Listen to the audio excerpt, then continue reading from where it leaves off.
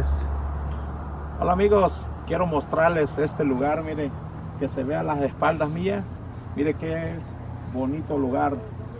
Son los cerros que están nevados aquí ¿qué lugar es este? Es Nevada rumbo a Carson, cerca de Carson City. Cerca de Carson City. Bueno, está aquí en el estado de Reno, ¿verdad? Reno, Nevada. Ok, Reno, Nevada. Mire qué bonito se ve ese lugar. Se ve todavía los cerros tienen bastante nieve y estamos a una altura bastante grande. Así es que eso les quería mostrar y espero que les guste este video que estamos haciendo aquí, ¿verdad?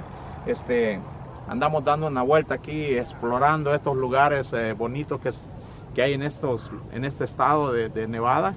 Así es que síganme y les vamos a mostrar algo más adelante. 50. Folks were following the Carson River east of here on their way to the California gold fields. When they stopped to camp at night, they started practicing their painting techniques in the river. Well, they started to see a little bit of color, a little bit of gold. A few people stayed on. Over the next several years, they made their way up the mountain and had a little mining camp. Now, it didn't have a name, but the story does have it that a miner from Virginia was on his way back to his cabin one night with a bottle of whiskey. He fell and broke that bottle. His friends laughed. He just dusted himself off and said, "I christened thee Virginia." Nobody objected, name stuck. Right here on the right, we have the Way It Was Museum. They do have some of the better displays up here on how the mining operations were conducted in the 1800s, plus a pretty good bit on how the folks lived up here on the Comstock prior to the 20th century. Well, it was June 8, 1859, just above these buildings on our left. Two miners named McLaughlin and O'Reilly were panning for gold in a creek. Well, they found enough gold there they felt they could go ahead and file a claim. Before they had an opportunity to leave, however, a rider showed up. He introduced himself as Henry Comstock. He told the miners that they were mining on his 160-acre ranch. Well, that was a lie, but the miners didn't know it. They did, however, talk it over, decided they could form a partnership, and they opened up the Ophir mine. Now, it didn't take too long, though, to figure out that Comstock was not only a liar, but a bit of a bragger. You see, he went down to Carson City, started telling people in Carson City that he discovered gold up here on the mountain. Well, they started calling it Comstock's Gold. Now, liar or not, though, the name stuck. This whole area up here is now referred to the 1800s.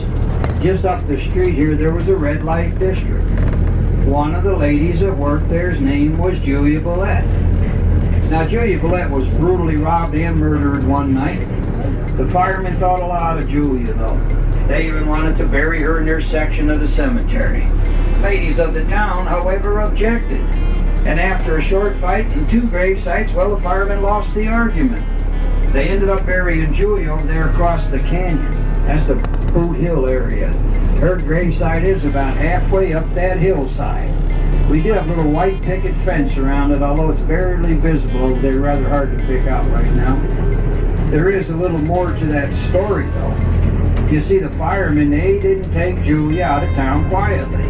No, sir, they organized a parade down the main drag.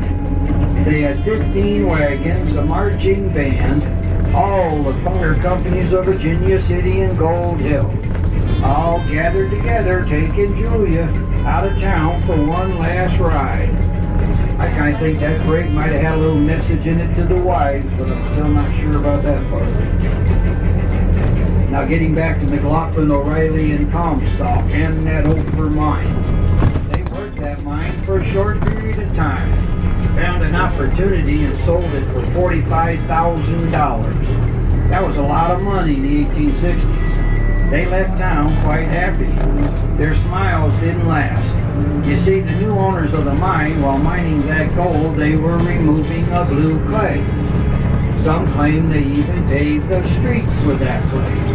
Well, one of the miners took a sample down to Grass Valley, California. Nevada City down there had an assay office. When he got back, he changed everything.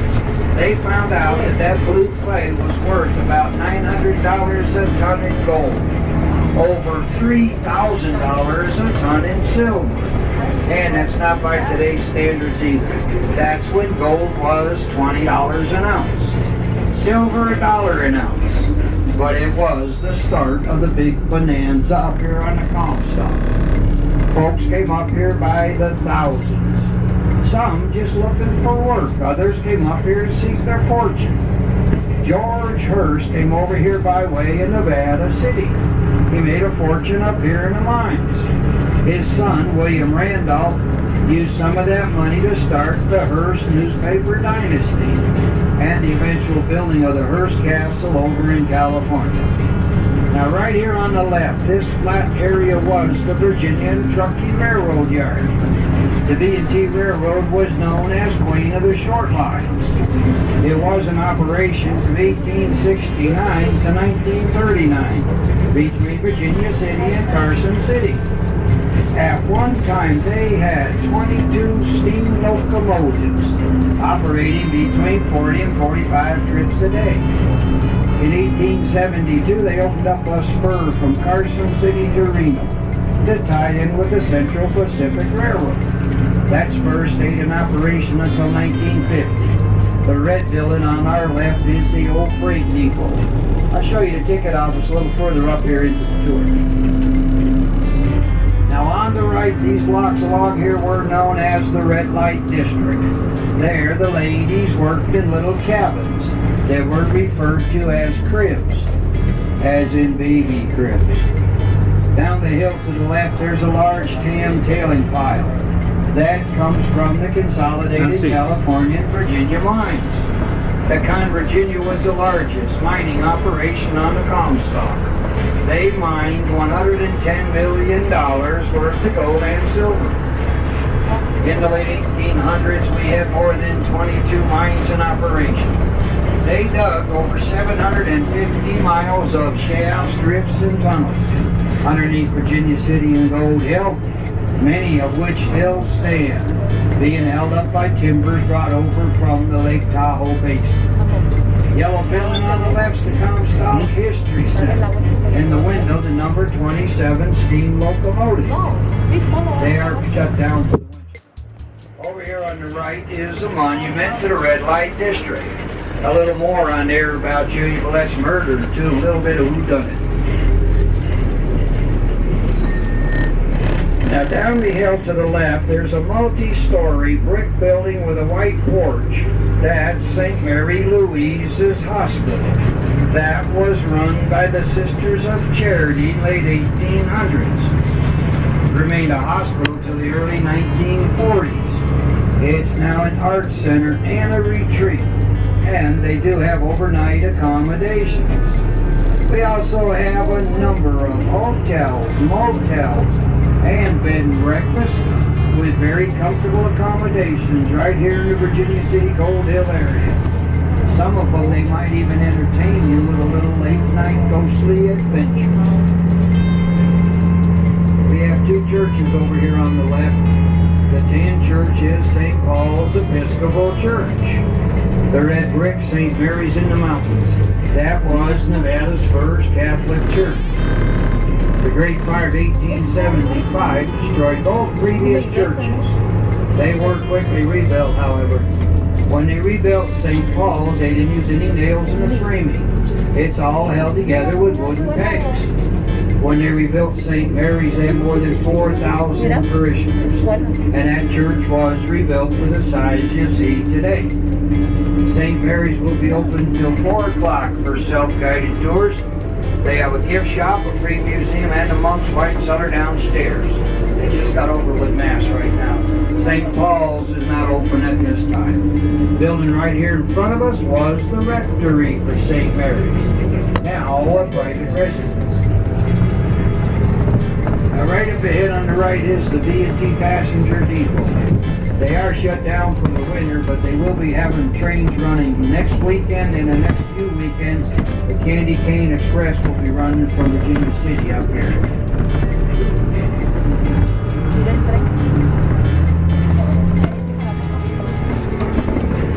This yellow building on our right is the ticket office I mentioned earlier. A few years ago it was bought back by the railroad and is now the ticket office again. It was a private residence for a number of years. Now on the right, on the street above, there's a brick building with a white porch surrounding it and a nice tall chimney. That's the Mackey Mansion. John Mackey came to Virginia City, began work as a miner. But John Mackey, James Flood, James Fair, and William O'Brien became known as the Silver Kings.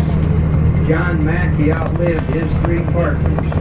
When he died in 1903, he was worth in excess of $80 million. The University of Nevada in Reno has the Mackey School of Mines bearing his name. That's one of the last few mining colleges left in this country. His granddaughter married songwriter Irving Berlin back in the 1920s. Now right over here on the left is the Comstock Gold Mill. They have an opportunity as the Comstock Loan. Now over to the far right we have the Silver Terrace Cemetery. We will be getting a little better view here on the lower street. The Silver Terrace is made up of a number of different sections, including a Catholic, a Protestant, a Knights of the Pythias, an Oddfellows, a Mason. They have a railroader section, air miners section, a fireman section. They even have a little Irish section in there. Now all in all, we have more than 15 cemeteries right here in the Virginia City area, most of which are located right there in that Silver Terrace. And it's open for walking tours. We do have a few more though. To the left, over across the canyon, there's a great tailing pile. On the other side of that tailing pile are mansion. That was the mining office and the residence for the owners of the mine in the 1800s. Ahead of that, we have the 4th Ward School, built in 1875. It has 4 floors and 14 classrooms. It was built to accommodate over 1,000 students. It is one of the first schools in the West to have forced air heat, water fountains on all 4 floors, and flushing toilets. That school was closed in 1936, due in part to the open pit mine to our left. It is one of the last schools of its kind in this country, and will be open daily from the 1st of May to the end of October for tours. Now in the heyday of Virginia City, between here and the cemetery and up and down the side of the mountain, we had close to 30,000 residents. In back of us in Gold Hill was another 10,000. We had 109 saloons, 50 dry goods stores, including a Tiffany's outlet, 35 hotels and boarding houses, 22 restaurants, 6 churches, 5 schools, and 17 breweries. We also imported about 300 tons of whiskey every year. The gold and silver from the Comstock altered the monetary standards of the world, fostered many new industries, helped build San Francisco in the 1800s, helped rebuild San Francisco after the 1906 earthquake and fire. On October 31st, 1864, Nevada was admitted to the Union as the 36th state, due in no small part to the gold and silver of the Comstock. The senators were necessary in ratifying the 13th Amendment. After the Civil War was over, Ulysses S. Grant came out here to this building right up ahead on the right. That's the Savage Mansion. He spoke from the 2nd floor balcony, thanking the folks of the Comstock for their help in the North winning the Civil War. That's now a business office, and they don't open it up at all for tourists. Now just up ahead though, we do like to tell a story about a couple of miners who had gotten into a little argument. One miner purchased a piece of property, began building his home. When the second found out about it, he bought the adjacent property. When the first miner was just about finished, the second moved his house from the other end of town.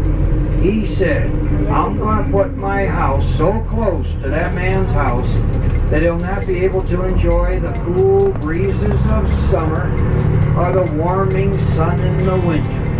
Now take a look out to the right at the red and white houses on the street below.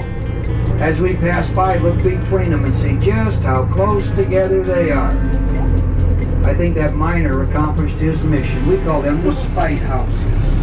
Rumor has it there was a girlfriend involved in that little argument. Which house do you suppose she ended up in, huh?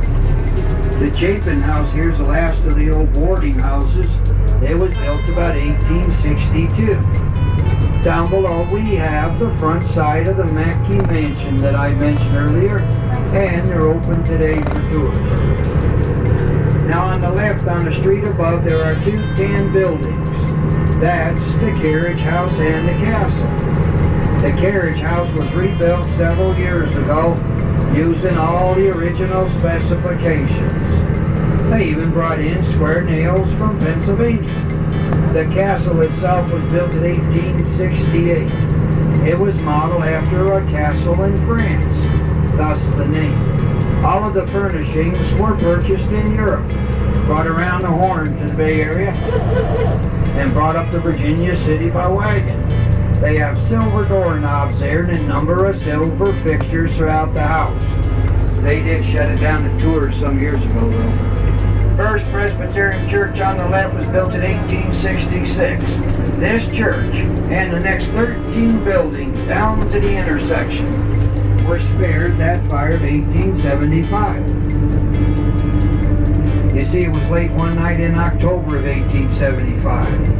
A miner living in a boarding house a couple of blocks up knocked over an oil lamp and started a fire. It was a very windy night, as we've been known to have up here on the Comstock. By morning, that fire had destroyed 80% of the businesses, more than 1,000 homes, and the churches, as I mentioned earlier. But it was, after all, the heyday of Virginia City. Within a few months, they were all rebuilt and back in operation. Right over here on the left is the old Washoe Club. It was said to have the Millionaires Club on the second floor. At one time, they claimed 184 members. Yeah, they're open today for ghost tours. Also on the left, the Ponderosa Saloon and Mine Tour. The miner is in the back of the saloon. He'll take you in one of the tunnels of Virginia City. That's also the old Bank of California building, and they have the vault in there. Yeah, don't lock the kids in though, we never got the combination. The last building right up here on the right, we have the Territorial Enterprise. That was Nevada's first newspaper. Samuel Clemens came out here in 1862. He found work there as a reporter. While up on the Comstock, he penned the name Mark Twain. Now, he lived here less than 2 years. The story has it that he got into a fight with a man and challenged that man to a duel. Well, dueling was illegal, even on the Comstock in the 1800s. Well,